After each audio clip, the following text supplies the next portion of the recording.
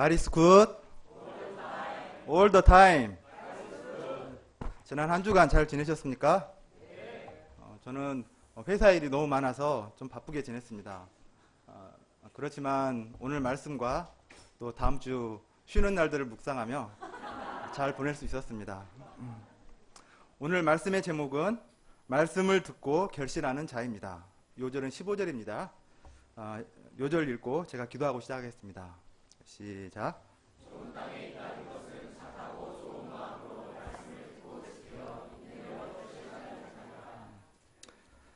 사랑과 은혜가 충만하신 하나님 아버지, 죄로 죽을 수밖에 없는 죄인들을 긍휼히 여기시고 독생자 예수님을 보내주셔서 감사합니다.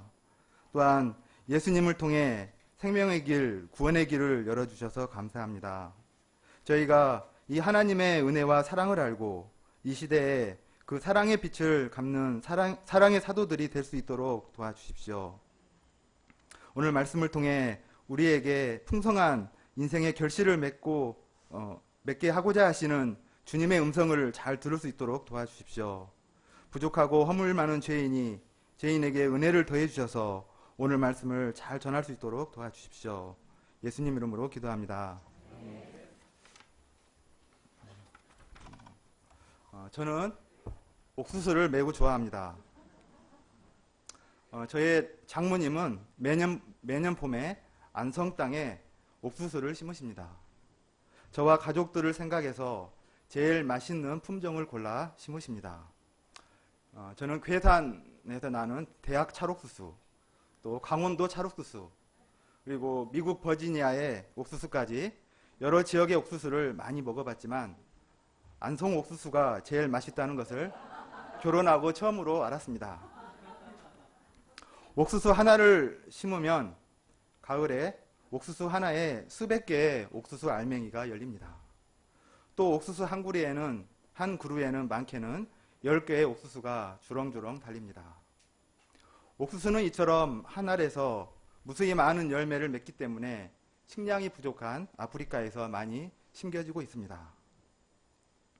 그런데 이렇게 많은 열매를 맺는 옥수수도 땅에 따라서 알맹이 없는 잎 빠진 옥수수가 되기도 합니다. 우리 인생도 마찬가지입니다. 우리 마음밭이 어떠냐에 따라 많은 인생의 열매를 맺기도 하고 맺지 못하기도 합니다. 오늘 말씀을 통해 풍부하고 알찬 인생의 열매를 맺는 비결을 잘 배울 수 있기를 기도합니다. 파트 1, 들을 귀 있는 자들은 들을지어다.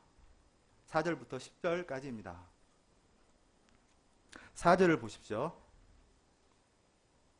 각 동네 사람들이 예수님께 나왔습니다. 예수님은 이들이 알아듣기 쉽게 비유로 말씀하셨습니다. 한 농부가 밭에 나가 옥수수 씨를 뿌렸습니다. 옥수수판 옆에는 길이 하나 나 있었습니다. 돌무덤과 가시덤불도 보였습니다. 농부는 자루를 어깨에 둘러매고 씨를 한 줌씩 꺼내 쫙 하고 흩뿌렸습니다. 어떤 씨들은 길가에 떨어졌습니다. 길가는 딱딱하게 굳은 땅입니다. 길가에 떨어진 씨들은 흙 속에 묻히지 못하고 사람들의 발에 밟혔습니다. 또 공중의 새들이 날아와서 잽싸게 먹어버렸습니다. 결국 길가에 떨어진 씨들은 열매를 맺기는커녕 흙 속에 들어가지도 못하고 없어졌습니다. 어떤 씨들은 바위 위에 떨어졌습니다. 다른 복음서에 보면 바위를 흙이 얕은 돌밭이라고 했습니다. 이곳에 씨가 떨어지면 흙이 있기 때문에 일단 싹이 났습니다. 그러나 흙 밑에 바위가 있어서 뿌리를 깊이 내릴 수 없었습니다. 햇빛이 내리쬐고 습기가 마르자 싹이 더 이상 자라지 못하고 말라 죽었습니다. 어떤 씨들은 가시 떨기 속에 떨어졌습니다. 그 땅은 딱딱하지도 않고 바위도 없었습니다. 그런데 그곳에서는 가시도 함께 자랐습니다. 가시는 번식력이 매우 강합니다. 결국 싹이 자라다가 함께 자란 가시에 찔리고 기운이 막혀 더 이상 자라지 못했습니다. 어떤 씨들은 좋은 땅에 떨어졌습니다. 그 땅에는 퇴비와 거름으로 영양분이 풍부했습니다. 흙 아래 바위도 없고 옆에 가시도 없었습니다. 이 땅에 떨어진 씨들은 싹이 나고 햇빛을 받아 무럭무럭 자랐습니다. 가을이 되자 맛있고 찰진 안성 옥수수가 100배나 넘게 풍성하게 열렸습니다. 예수님은 이 비유의 말씀을 하시고 들을 귀 있는 자들은 들을지어다 하고 외쳤습니다. 많은 사람들이 예수님의 비유를 듣고는 이런 시시한 이야기를 왜 온디야? 하며 집으로 가버렸습니다. 그런데 예수님이 왜 이런 말을 했는지 알려고도 들으려고도 하지 않았습니다. 작년에 미국이 낳은 세계적인 꽃미남 바이올린 연주자 조슈아 벨이 내한 공연을 했습니다. 그의 연주를 들으려면 6개월 전에 예약을 해야 하고 비싼 입장료도 내야 했습니다. 미국의 한 방송 프로그램에서 조슈아 벨에게 한 가지 실험을 제안했습니다. 그것은 자기가 누구인지를 알리지 않고 워싱턴 DC의 한 지하철역에서 연주를 하는 제안이었습니다. 전문가들은 안전에 신경을 써야 한다고 실험을 기획한 주최 측에 주의를 주었습니다. 지하철에서 세계적인 바이올린 연주자의 공연을 공짜로 볼 수 있는 평생의 기회를 얻기에 많은 사람들이 가던 길을 멈추고 그의 연주를 들을 것이라고 예상한 것입니다. 조슈아 벨은 1713년에 제작된 수십억짜리 스트라디바리우스 바이올린을 들고 자신의 레퍼토리 중에서 가장 아름다운 6곡을 골라 연주하기 시작했습니다. 세계 최고의 바이올린 연주자가 세계 최고의 바이올린으로 세계 최고의 곡을 연주한 것입니다. 그러나 그 시간 약 2,000명이 그 지하철을 지났지만 아무도 걸음을 멈추지 않았습니다. 부모의 소매자락을 끌어당기며 다가오는 아이들이 간혹 있었지만 어른들은 자기 생각에 골몰한 채 발걸음을 재촉할 뿐이었습니다. 단 한 여인만이 조슈아 벨을 알아보고는 가던 길을 멈추고 그의 값비싼 연주를 들었습니다. 조슈아 벨의 최고의 연주를 들어도 듣지 못하는 자가 있는 것처럼 예수님의 말씀을 들어도 듣지 못하는 자가 있습니다. 제가 메시지를 전하며 한 가지 알게 된 사실이 있습니다. 저는 목자님들의 얼굴을 이렇게 두루두루 쳐다보며 이렇게 전하려고 하는데 메시지를 전하다 보면 유독 저의 눈이 자주 멈추는 분이 계십니다. 그분이 누구신지 아십니까? 김지혜 사모님이십니다. 아마 열심히 들으려고 하시고 또 잘 호응해 주시기 때문인 것 같습니다. 웃을 때 웃어주시고 자주 고개를 끄덕여 주시고 또 중요한 순간에는 두 손을 모으고 두 눈을 지그시 감아 주십니다.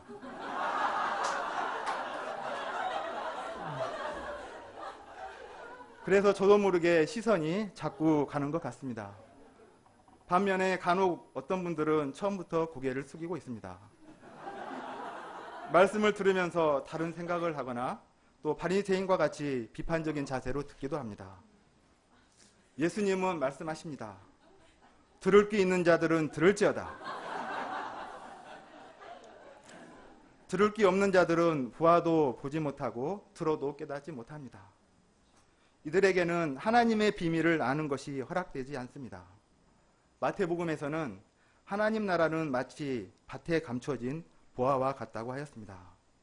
하나님 나라의 비밀은 죄사함과 구원의 비밀로서 인생들에게 가장 값진 보화입니다. 그러나 들을 귀 없는 자들은 하나님 나라의 풍성하고도 영원한 복과 보화를 누릴 수 없습니다.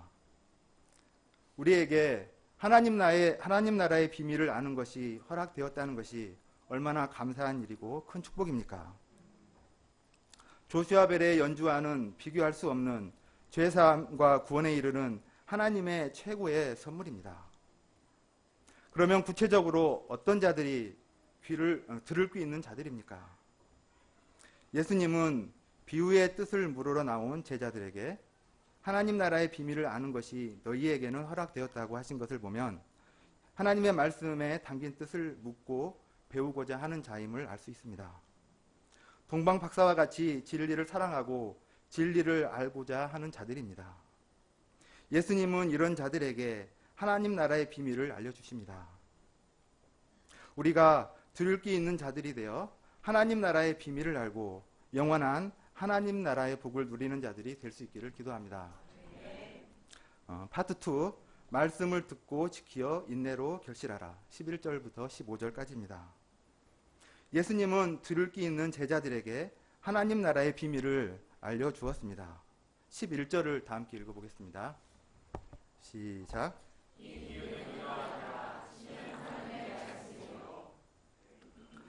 이 비유에서 씨는 하나님의 말씀을 의미하고 씨가 떨어진 곳은 사람들의 마음밭을 가리킵니다.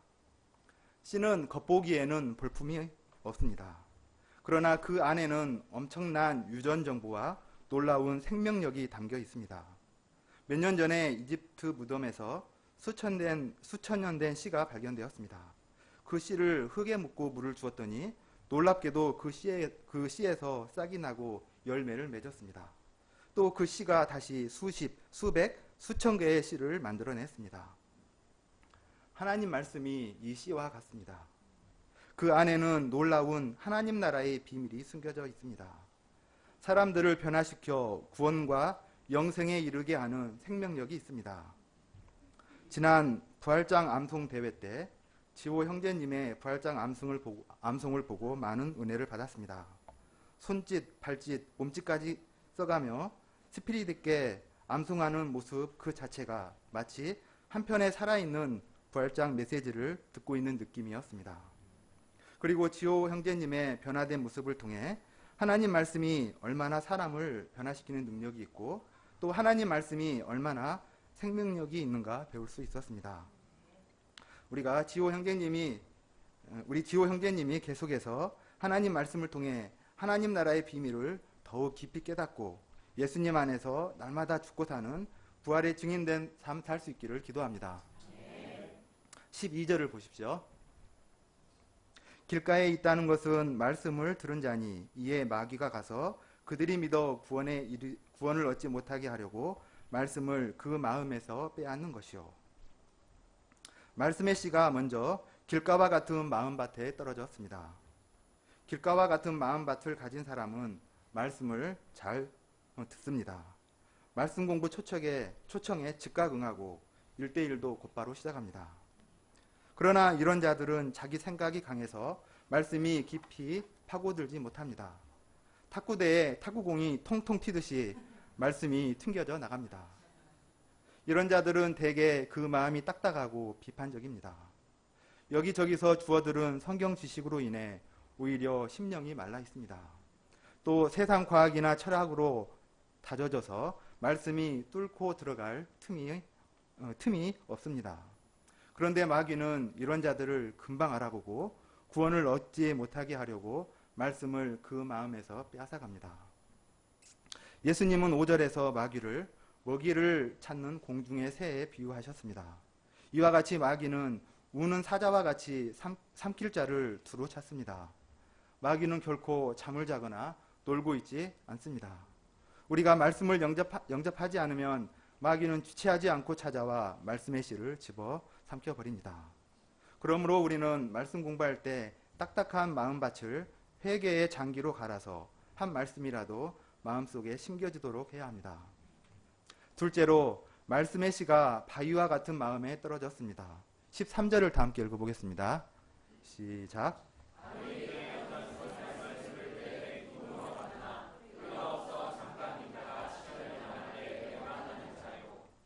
바위와 같은 마음밭을 가진 자는 말씀을 들을 때 기쁨으로 받습니다. 할렐루야, 아멘을 연발하며 말씀을 영접합니다. 그리고 말씀을 들으니 답답한 마음이 탁 트인다고 소감 발표합니다. 이런 양을 만난 목자는 오랜만에 좋은 양을 만났다고 기뻐합니다. 그러나 이런 자들을 좀 더 지켜보면 감정적인 것을 알 수 있습니다. 감정의 기복이 심합니다. 이런 자들은 말씀을 받아들이기는 해도 아주 피상적으로 받아들입니다. 그래서 말씀에 깊이 뿌리를 내리지 않습니다. 말씀 공부를 해도 마음에 한계를 그어놓고 그 이상은 받아들이지 않습니다. 이 때문에 어느 정도 성장하다가 뿌리가 더 이상 자라지 못해 성장을 멈추어 버립니다. 그러다가 시련을 당할 때 견디지 못하고 넘어지고 맙니다. 바위와 같은 마음은 이른바 깨어지지 않는 마음이라고 할 수 있습니다. 성경은 인간은 누구나 깨어지지 않는 마음으로 태어난다고 말합니다. 그런데 어떻게 이런 사람의 마음이 깨어지게 됩니까?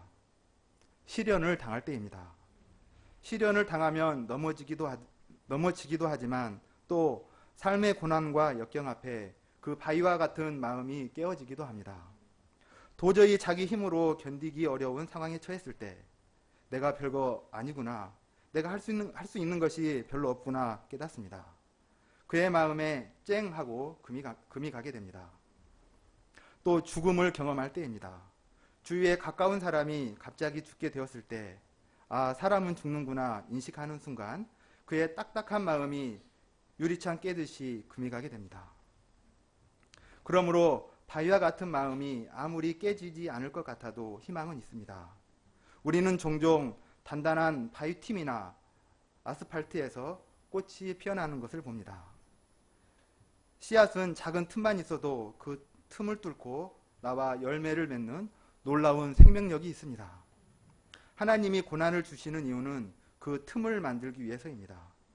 고난과 시련은 우리에게 아픔을 주지만 하나님의 말씀을 받아들이는 틈을 만들어주기도 합니다. 셋째로 말씀의 씨가 가시 떨기와 같은 마음밭에 떨어졌습니다. 14절을 다 함께 읽어보겠습니다. 시작.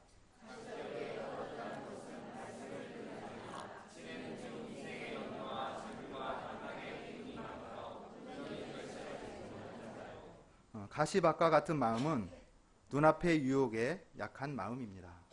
이생의 염려와 재물과 향락에 쉽게 마음이 흔들립니다. 다시 말해 인내심이 없는 마음입니다. 이런 마음을 가진 사람은 뭐든 굳게 결심했다가 쉽게 포기합니다. 도서관에 가서 열심히 공부해야지 굳게 결심하고는 친구들과 점심 먹고 커피 마시고 수다 떨며 하루 종일 빈둥거리며 놉니다. 열심히 공부해서 좋은 결과를 받는 것이 좋은가? 아니면 지금 당장 빈둥거리고 노는 것이 좋은가 고민하다가 지금 당장 좋은 빈둥거림을 선택합니다. 부활장 암송대회를 한 날 저녁에 있었던 일입니다. 제 아내가 막내 예안이에게 암송대회 3등 상으로 받은 과자를 다음날 간식으로 주겠다고 하였습니다. 그런데 예안이가 지금 당장 먹겠다고 떼를 썼습니다. 제 아내는 예안이에게 마시멜로 이야기를 해주었습니다. 어떤 아이들을 대상으로 지금 마시멜로를 먹으면 1개를 주고 30분을 참았다가 나중에 먹으면 2개를 주겠다고 하였습니다. 그러나 참지 못하고 지금 1개를 먹겠다고 한 아이들과 참았다가 나중에 2개를 먹겠다고 하는 아이들 두 그룹으로 나뉘었습니다. 20년이 지난 후 그 아이들이 어떻게 되었는가 추적해 보았습니다. 그런데 놀랍게도 참지 못하고 당장 마시멜로 1개를 택한 아이들은 대부분 가난과 궁핍에서 벗어나지 못하는 삶을 살고 있었습니다. 반면에 참았다가 2개를 택한 아이들은 대다수가 사회 상류층에 살고 있었습니다. 우리가 가을 수양회 때 읽은 철로 역정에서도 이와 비슷한 이야기가 나옵니다. 두 사람이 나오는데 한 사람은 천국에서 가장 부유한 자가 되었고 다른 한 사람은 지옥에서 가장 가난한 사람이 되었습니다. 철로 역정 주인공 크리스찬은 가난하게 된 사람에게 물었습니다. 당신은 왜 이렇게 가난하게 되었습니까? 그러자 그가 대답했습니다. 저는 장차 올 세상에서 가장 좋은 것을 받을 것이라는 약속을 받았습니다. 그런데 그것보다 지금 당장 이익을 가져다 주는 것에 눈이 멀었습니다. 그래서 이렇게 가난하게 되었습니다. 성경은 우리가 최고의 것을 얻는데 가장 필요한 덕목은 인내라고 말합니다. 너희의 인내로 너희 영혼을 얻으리라. 조금만 참으면 가장 좋은 것을 얻을 수 있다는 것을 알고 눈앞의 유혹을 참는 마음, 그것이 바로 인내입니다. 15절을 다 함께 읽어보겠습니다. 시작. 좋은 땅에 있다는 것을 착하고 좋은 마음으로 말씀을 좋은 땅은 착하고 좋은 마음을 가리킵니다. 착하고 좋은 마음은 말씀에 대한 자세가 좋고 말씀을 영접하는 수준이 높은 것을 말합니다. 이런 마음을 가진 자는 스펀지처럼 말씀을 잘 받습니다. 또 말씀을 경외함으로 듣고 그대로 지키고자 합니다. 여기서 지킨다는 것은 retain으로 말씀을 마음에 품고 잘 간직한다는 뜻입니다. 말씀을 마음에 품고 잘 간직할 때 마음에 심긴 말씀의 씨가 자라나서 풍성한 결실을 맺게 됩니다. 그러나 말씀을 품고 간직하는 retain은 저절로 되지 않습니다. 말씀을 지켜내는 과정에서 인내가 필요합니다. 이것은 씨에서 싹이 나고 열매 맺기까지 농부가 오랜 시간 인내하며 농사일을 하는 것과 같습니다. 농부는 땅에 씨를 심은 뒤에도 계속해서 밭에 나가 돌을 제거하고 잡초와 피를 뽑아줍니다. 또 땅이 마르면 물을 대주고 벌레나 기생충이 생기면 농약을 뿌려줍니다. 우리의 인생의 열매도 그냥 저절로 맺히지 않습니다. 하나님은 아브람 한 사람의 내면에 믿음의 열매를 맺기까지 25년을 인내하며 훈련하셨습니다. 우리도 말씀을 듣고 지켜 결실을 맺기까지 오랜 인내의 시간이 필요합니다. 그 이유는 우리 마음이 너무 쉽게 부패하기 때문입니다. 우리 마음속에는 이생의 염려와 재물과 향락의 가시들이 끊임없이 돋아납니다. 세상의 치열한 경쟁은 우리 마음에 회의를 심습니다. 세상의 핍박은 두려움을 심습니다. 이런 가시와 해유와 핍박들을 그냥 두면 어느새 우리 마음은 가시덤불이 되어버립니다. 마음밭이 가시밭이 되어 심령이 막혀 부패하고 하나님 말씀 따로 내 삶 따로인 삶을 살게 됩니다. 좋은 마음밭을 가꾸기 위해서는 이런 방해 세력들을 제거하고 말씀의 씨를 인내로 잘 지켜내야 합니다. 말씀의 씨를 잘 지키기만 하면 그 말씀은 생명력이 있기 때문에 우리 마음과 생각과 가치관을 바꾸고 풍성한 인생의 열매를 맺게 해줍니다. 저는 얼마 전 아남 이부 칸톡방에 올라온 모세의 기적을 보고 큰 감동을 받았습니다. 박모세는 생존율 0%의 확률로 기적적으로 태어났습니다. 모세의 기적은 그의 온 가족이 함께 기도하며 하나님 말씀을 굳게 지켜 인내로 이루어진 열매였습니다. 그 기적을 잠시 영상으로 보겠습니다.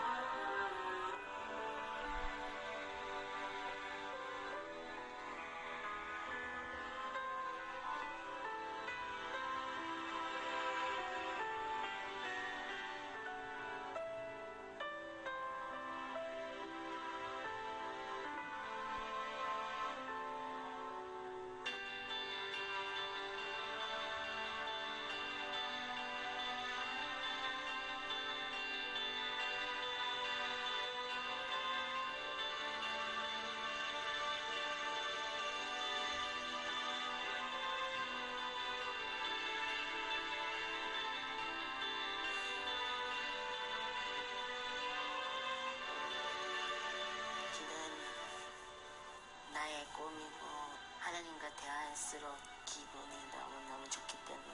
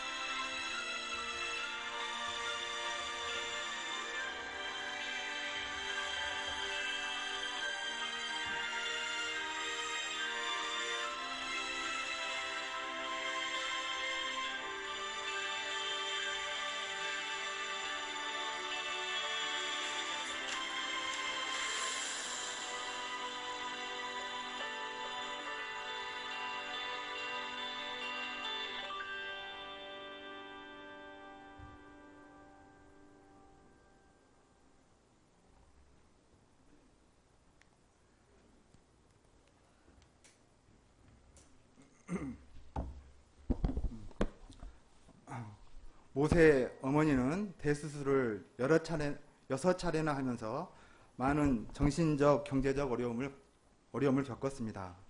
수술을 하고 면역력이 약한 아이를 입원시키지 못하고 집으로 데려와야 했습니다. 어머니는 좋은 환경에서 자라게 못하게 한 것이 가장 힘들었다고 이야기를 하였습니다. 수술을 한 번 할 때마다 방 2개짜리에서 1개짜리로 옮기고 습한 지하방으로 옮겨야 했습니다. 이런 힘든 고난을 이기게 해준 것은 기도였습니다. 하나님 말씀이었습니다. 착하고 좋은 마음으로 말씀을 듣고 지키어 인내로 결실하는 자니라.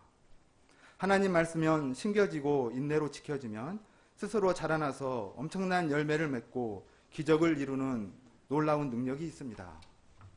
하나님께서는 우리가 한번 뿌린 말씀의 씨를 그냥 내버려 두지 않으십니다. 하나님은 최고의 농부이시기 때문입니다. 결실의 때가 되면 반드시 100배의 열매를 맺게 하십니다. 때로는 나의 정욕과 감정, 혈기와 이기심, 안일과 불신적인 생각 때문에 말씀을 듣고 지키어 인내하는 삶을 포기해버리고 싶은 마음도 듭니다. 하지만 포기해서는 안 됩니다. 말씀의 씨가 열매를 맺을 것을 소망하며 말씀을 듣고 지키어 인내해야 합니다. 이 소망 가운데 끊임없이 나의 죄를 회개하며 싸우는 인내의 투쟁을 해야 합니다. 딱딱한 마음을 쟁기질하고 깨어지지 않는 마음에 틈을 내고 가시를 뽑아내야 합니다. 그러면 결국 말씀이 스스로 열매를 맺되 100배의 풍성한 열매를 맺습니다.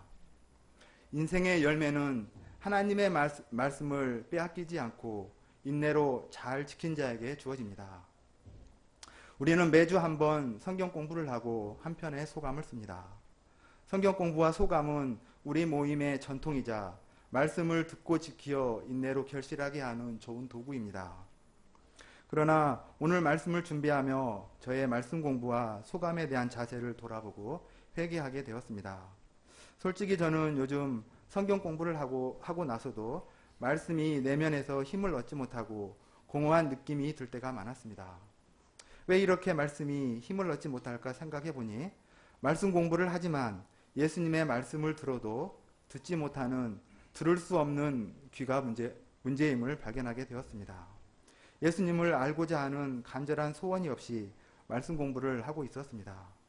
말씀 공부를 통해 성경 지식과 세상 살아가는 경험만을 늘려갔지 정작 예수님이 누구신지 깊이 생각해 보지 못하고 조슈아 벨의 연주처럼 저도 그냥 스쳐 지나가고 있었습니다. 말씀 공부를 통해 예수님이 누구신지 깊은 발견이 없기 때문에 소감도 깊이 쓰지 못했습니다. 말씀 공부 시작 전에 대충 쓰고 마는 경우가 많았습니다. 이런 식의 말씀 공부와 소감이 반복되고 어느새 습관으로 굳어지고 있었습니다. 바쁜 세상인데 굳이 그렇게 시간을 내어 소감을 써야 하나 간단히 핵심만 쓰면 된다는 생각이 저를 지배하고 있었습니다. 그래서 공부한 말씀이 마음에서 힘을 얻지 못하고 곧 길가나 바위나 가시 떨기같이 되어버렸습니다. 좋은 땅에 있다는 것은 착하고 좋은 마음으로 말씀을 듣고 지키어 인내로 결실하는 자니라. 제가 저의 말씀 공부와 소감을 회개하고 말씀을 듣고 지키어 인내로 결실하는 자가 될 수 있기를 기도합니다. 성경 공부를 하고 소감을 쓰는 것이 무엇보다도 주님을 알고 그분 안에 있는 지혜와 지식의 모든 부활을 발견하는 시간이 될 수 있기를 기도합니다. 우리가 말씀 공부를 얼마나 중요하게 여기고 있습니까? 그런데 말씀 공부에서 아무것도 건지지 못한다면 어디에서 힘과 위로를 얻을 수 있겠습니까? 말씀 속에서 그리스도를 발견하는 기쁨을 누리지 못하면 심령이 딱딱해져서 다른 곳을 기웃거리거나 세상 가시에 꽂혀서 미혹될 위험도 있습니다. 그렇기 때문에 말씀 공부에 임하는 우리의 목적과 자세부터 새롭게 해야 할 필요가 있습니다. 우리가 성경 공부를 하되 예수님을 알고자 하는 간절한 소원과 목마름으로 할 수 있기를 기도합니다. 성경 공부를 통해 하나님의 비밀을 알고 그 안에 있는 은혜와 지식의 부활을 발견하는 기쁨을 누릴 수 있기를 기도합니다. 결론입니다. 하나님은 최고의 농부이십니다. 인생의 여러 과정과 훈련을 통해 우리의 마음을 좋은 밭으로 가꾸어 가고 계십니다. 얼마 전 한 목사님이 날씨가 참 좋다 하면 자기 독백이고 날씨가 참 좋네요 주님 하면 주님과의 대화라고 하였습니다. 우리에게 어떤 어려움이 생겼을 때 너무 힘들다 하면 그것은 자기 독백이고 그 사건은 우리 인생에 아무런 의미가 없습니다. 그러나 그 고난을 통해 하나님이 나에게 어떤 일을 하시려는 걸까? 하나님의 의도가 뭘까 생각하며 너무 힘들어요 주님 하고 주님과 대화를 시도하고 하나님 말씀을 붙들면 그 사건은 우리 인생에 큰 의미가 되어 다가옵니다. 우리 인생의 최고의 농부 대신 하나님의 도움을 받고 모세의 기적도 체험할 수 있습니다. 우리가 시련을 당할 때 하나님께 나아가 기도하고 대화할 수 있기를 기도합니다. 그리고 하나님 말씀을 듣고 지키어 인내로 100배의 결실을 맺는 인생 살 수 있기를 기도합니다. 자, 기도하고 마치겠습니다. 사랑과 은혜가 충만하신 하나님 아버지, 최고의 농부가 되어주셔서 길가와 같고 바위와 같고 가시떨기 같은 저희의 거친 인생밭을 좋은 밭으로 가꾸어 주셔서 감사합니다. 저희가 하나님의 말씀과 사랑을 확신하고 말씀을 듣고 지키어 인내로 결실하는 자가 되도록 도와주십시오. 예수님 이름으로 기도합니다.